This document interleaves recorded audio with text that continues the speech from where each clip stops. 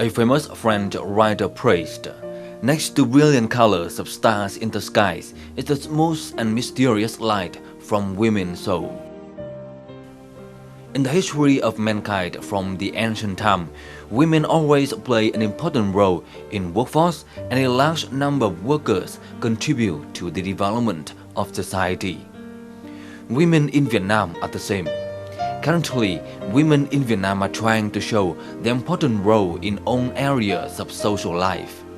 In Trong Vietnam today, the role of women will be recognized once again through the sharings of Dr. Nandini Uman, a woman who has been quite successful in her life when she has held many important positions, the director of the Center for Global Development of the US government, and be the advisor for the World Bank in many aid programs. And she participated in the study of human health, women's issues in America, Asia, and Africa over the past 20 years.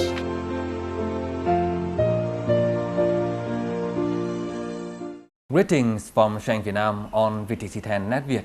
So March is a very important month for women from all around the world, as many activities have been held in favor of women both before and after International Women's Day.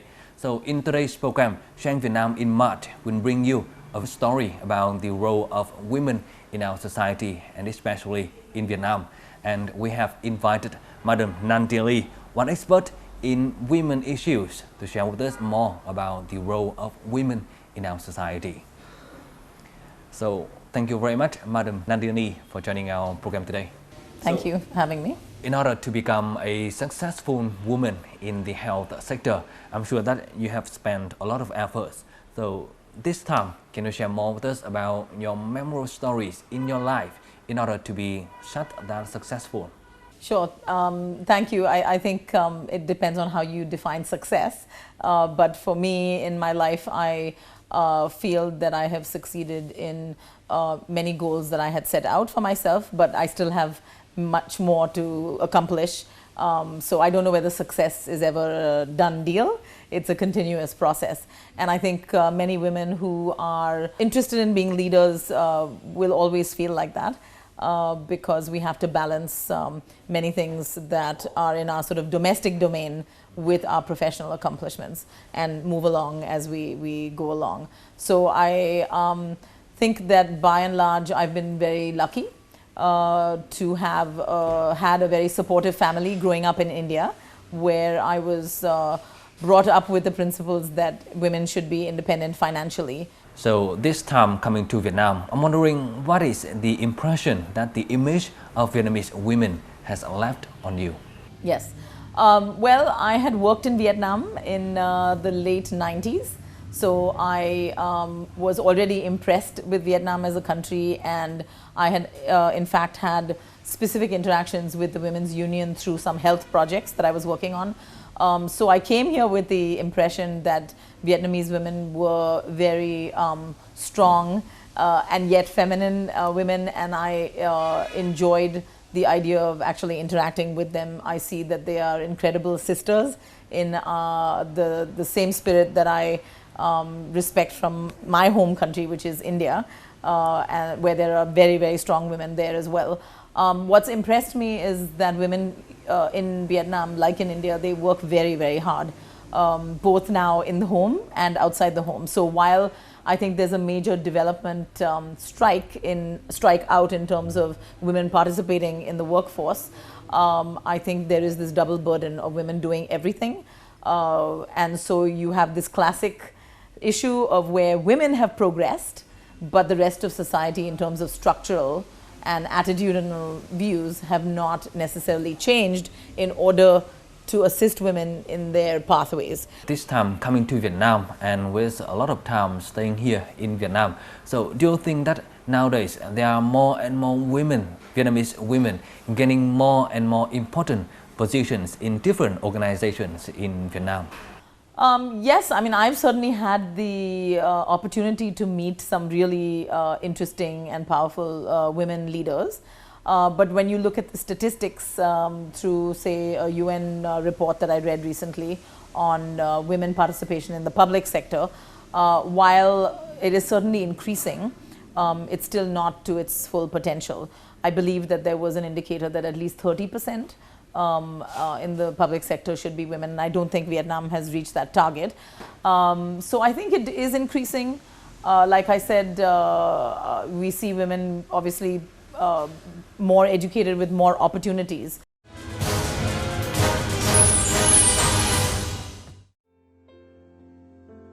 A new research released earlier in 2015 from International Labour Organization showed that Vietnam is positioned at 76 out of 108 countries in the proportion of women in management, and this rate reaches 23%. The study also found a positive relationship between women leadership and business performance and calls for women to assume the highest leadership positions. In fact, the process of development in Vietnam also proves that. Currently, the number of women holding high and important positions in Vietnam is increasing. Besides, many female scientists, entrepreneurs have increasingly affirmed their talent and positions in their fields. Qualities of Vietnamese women in the process of industrialization and modernization of the country has been confirmed more than ever. So one of the things I've discovered in Vietnam is there is an immense regard for the strength of women. They're very important in the nation's history. I see a generation of women in Vietnam who seem to me to be potentially wonderfully powerful. Some intensely well-educated, thoughtful, energetic people around. In a way that in other countries I haven't quite seen the same at this stage of development. Today, although many women are involved in social affairs and are as successful as men, in general, housework, family management is still largely taken on by women. Social expectations for women in Vietnam remain high. Women should be good at social works and at home. In the face of such expectations, Thảo Griffiths, a woman who is not only proficient in her job but also afford her house, has shared many useful advices for many women in Vietnam. Cái áp đặt của xã hội vào phụ nữ là rất là lớn.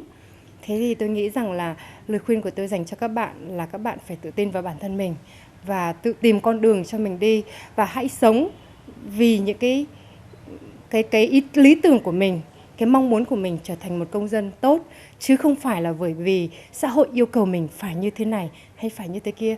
Bởi vì khi mà mình sống cho người khác theo một cái mong đợi của người khác thì mình sẽ không bao giờ hạnh phúc được, bởi vì những cái mong đợi của người khác nó sẽ thay đổi liên tục. Mình phải sống vì lý tưởng của mình. According to many experts, to have women fulfill their roles and utilize their ability to develop the society, independence is a very important factor.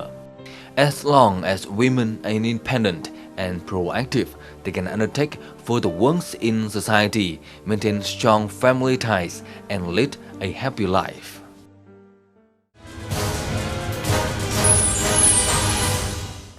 So, in your opinion, what is the role of women in Vietnamese society nowadays? What I've seen from the strong women that I have encountered in the 4 years that I'm here is that they are working very hard to keep their families together in spite of being professional women, because they spend a lot of hours outside. So I do feel that there's a struggle for women to fulfill what they see as, or what's expected of them as family, the role in the family, as well as being successful at their professional life. So that's what seems to me overwhelmingly a major problem for women to overcome. They don't know. I mean, I was once at a talk at the Foreign Trade University where a lot of young women were expressing their difficulties in continuing their careers but getting married and starting a family life. So when you say the role of women in family life, of course the role of women in family life is as important as it is for men to be there. And many people think that it is very difficult for women to do a good job both at home and at work. So do you agree with that? Yes, I think that many women struggle with this, not just in Vietnam, but in many, many countries in the world. And as I said earlier, I don't think that structurally either in the workplace or even as a society, we have adapted to make that double role for women easier. And so I say this in that, for example, at home, a woman is still expected to do all of the stuff around managing the house, the children, the in-laws, everything.